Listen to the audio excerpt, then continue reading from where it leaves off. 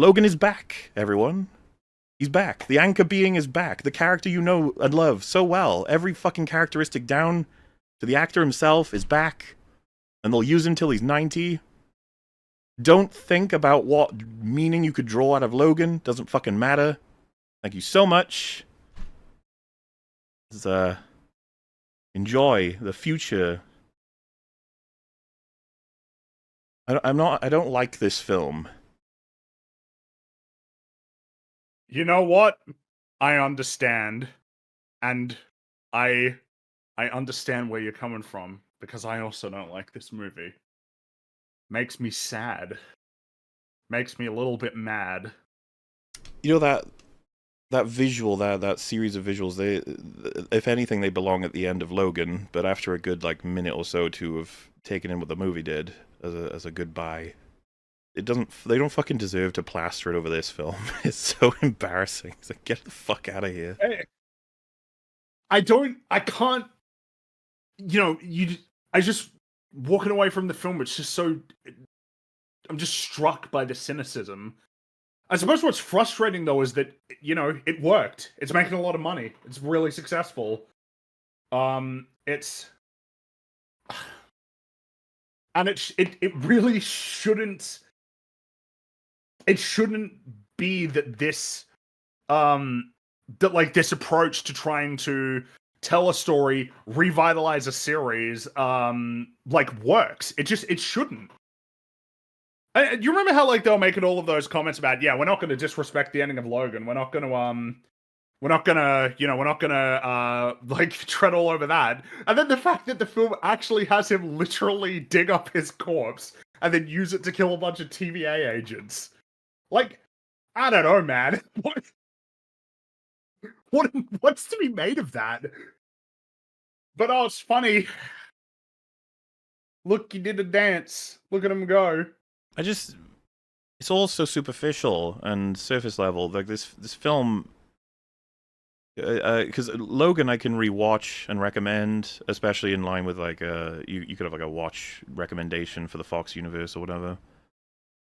But this one, the best it has, and this isn't even from this is directly from people who love this film. It's a mess of a film that I have fun with. And you're like, damn man, imagine what this film could have been. Yeah, I think that's the frustrating thing, is that you should not have the expectation or the belief that this is the best that you could have expected from a Deadpool and Wolverine team-up movie. If you had fun, sure, okay. But why does that preclude the possibility that there was a better version of this story that existed? That there could have been a better version of this story that was coherent and meaningfully paid respect to its characters? Why is it that this has to be the best that we could have expected? And I don't know, man. I suppose it's just unfortunate, because if someone says that, it's like, okay, I didn't have fun watching it. I didn't have fun. It was very much a case of just sitting there, kind of all right, and then as soon as you walk out, thinking yep, that didn't really follow. That didn't make sense. But the thing is everybody seems to very much be on board with the idea that the plot doesn't make any sense. It seems like it's a little bit harder to get to the point of accepting that the characters were not treated right. No. That both Deadpool and Wolverine were done a massive disservice by this film. What would you point to as a meaningful, substantive point of praise for this film? I'm asking you specifically, if you had to give it your best shot. I mean, the line, he wasn't the right guy until he was. There's a concept in it that we were talking about it earlier. I would have loved to have seen in the scene itself, to talk about, like I said, to talk about the reality that no one likes to talk about. Which, by the way, I just realized this is the fucking speech from Far From Home. It's where Spider-Man needs to hear that Iron Man was not perfect.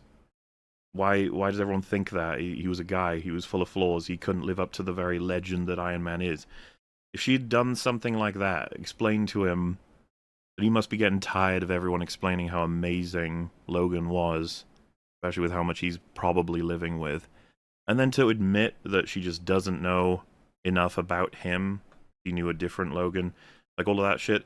The scene itself, it's because it's those two characters, and all they have to say is fucking hello and goodbye, and I'd probably already find the scene meaningful if they act it right.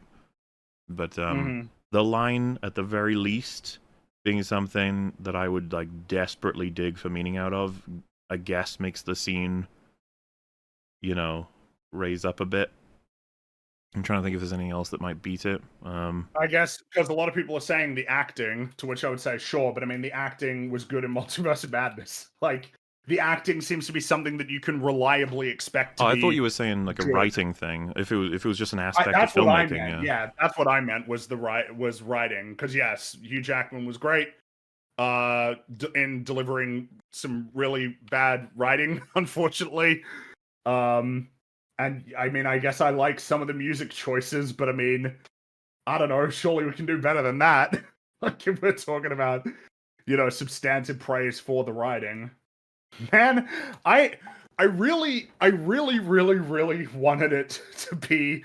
I even clung to the hope of like, oh yeah, but you know, like it's not entirely like a Marvel Studios production because it's got all of the other stuff tied up in it, right? Of like, you know, more producers and like production companies and stuff like that that would hopefully act as a essentially to counteract what at this point seems to be like a fundamentally deeply ingrained problem with the way that Marvel makes movies.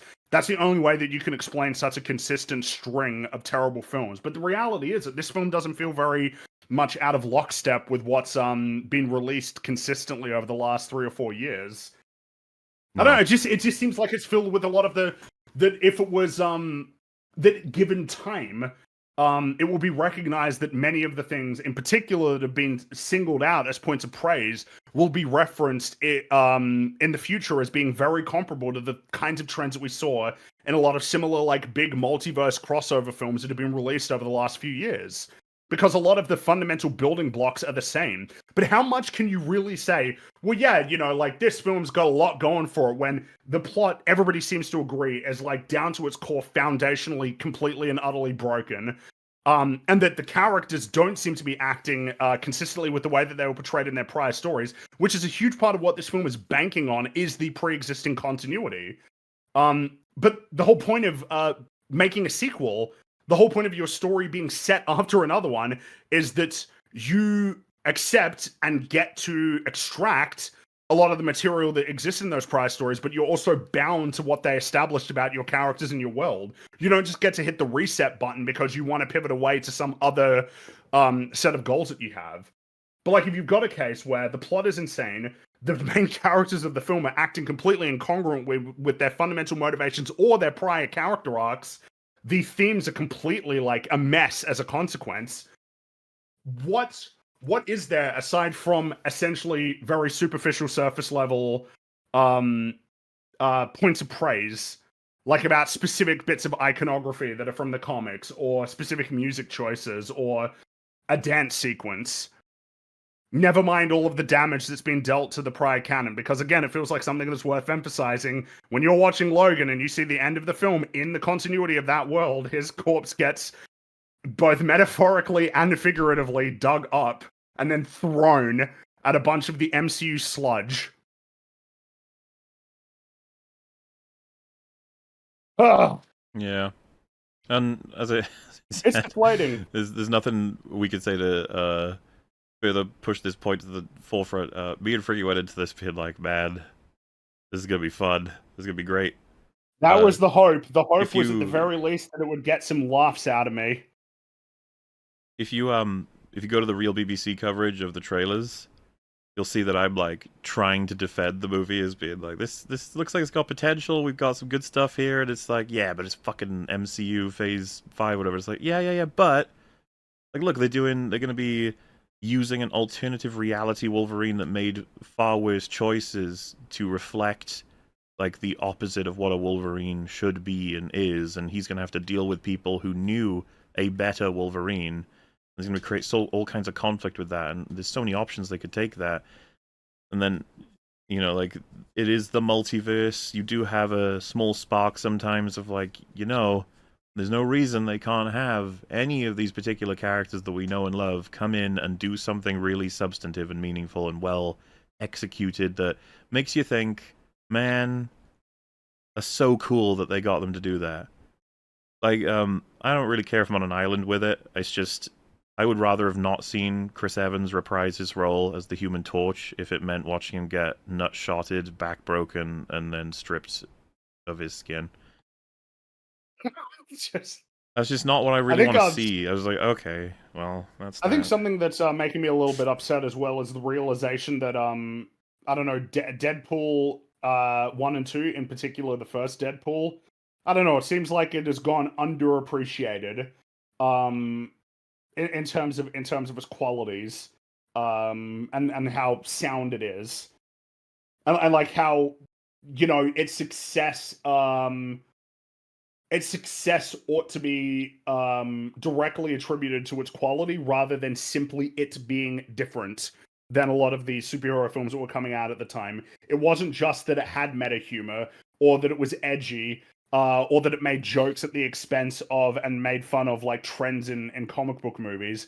Deadpool 1 in particular, it's just a really sound, like, it's a really sound movie where they made a lot of really good decisions in terms of how to pace it, how to establish the characters, how to balance comedy and drama, and that it's really unfortunate that it seems that Deadpool and Wolverine is being viewed as comparable or in line with the thought process and methodology behind the creation of that film, when that is not the case. This film is very much, in many ways, in keeping with MCU sludge. Has a lot of the same tenets of MCU sludge, unlike the other Deadpool films, which felt like they were actually trying to be unique and provide something unique, and had thought and care put into the crafting of those stories. But you should wholly expect that the wrong lessons will be taken from this film, which is particularly catastrophic when this film has a lot of flaws, a lot more flaws than No Way Home. The lesson will be, yes, more multiverse stuff for legacy characters. Find ways to grab them, get them in there. And they might even have the lesson of like, yeah, you know, just have a little bit of edge. You know, sometimes a character say fuck, and maybe there's a little bit of blood. Oh yeah, that means that we're doing the right thing, right? Hey, X-23 put on her glasses. But yeah, she wore them in Logan, so. Mm-hmm. It is miserable corporate slop, and absolutely. Every time they release something like this, it means that we could have had something fucking awesome, or even acceptably Well, now the cool. opportunity is forever gone. There will never be your first opportunity to have Deadpool and Wolverine team up. That's gone forever. Because if they try to make more Deadpool and Wolverine films as well, strictly from a financial standpoint, I don't see that they perform better. You know, it feels like it's definitely got to be a case of diminishing returns because the novelty is gone. That's really a big thing that's helping the film is the novelty of it all. But once that erodes, what's left? In the case of Deadpool, because it had novelty working for it, you had a really cool movie. In the case of this one, you've just got a very, in many ways, very standard Phase 4, Phase 5 movie. Which probably sums it up, eh? Is there anything else you want to say about this wonderful movie? Very, very, very disappointing. So disappointing. Yes. God damn it. Obviously won't be ever thinking of this film as canon as Deadpool 1 and 2 and Logan are, where the story finishes for both of these guys. Yes, that's right. Especially if we're getting Wolverine and Deadpool team up with Tobey Maguire, Spider-Man team up with fucking every other person you could imagine, and Robert Downey Jr.'s Iron Man to fight Robert Downey Jr.'s Doom. That's something that I think Shad said on sludge. Oh my God. Shad said it on FNT that's very likely what we should expect, is that they will have the RDJ Iron Man fight the RDJ Doom. Man. Oh, that's actually, yeah, that's not a bad guess. It's just, man, isn't that the height of it? That's the Ouroboros has reached critical mass. Absolutely. You thought that it was over? Nope. This film will spur them into the belief of, yes, we are making the right decisions. This film's success will make Marvel think, you know what? We're back on track. Brace yourselves for some sludge. Yep. It's coming. They got trucks full of it rolling down the street, ready to blast you with it. Well, and this film's the red carpet, isn't it, for that? It's like, hey, you like this? Well, guess what? We're bringing up fucking everyone. We are so All your back. favorite Peak fire characters. cooking all day long. Yeah, let's fucking go. Ooh. Well, it's probably a good place to wrap. Thank you so much for watching, everybody. Hope you had some fun. This feels like a very, very unpopular perspective, but that's all right. Our main thing is to try and just be honest with you about how we see work. Try and give you all the arguments that we think brought us to that conclusion. We're very much still people who enjoy a lot of where these characters come from, but that don't quite like where they're ending up in a lot of ways, and a lot of these sort of things.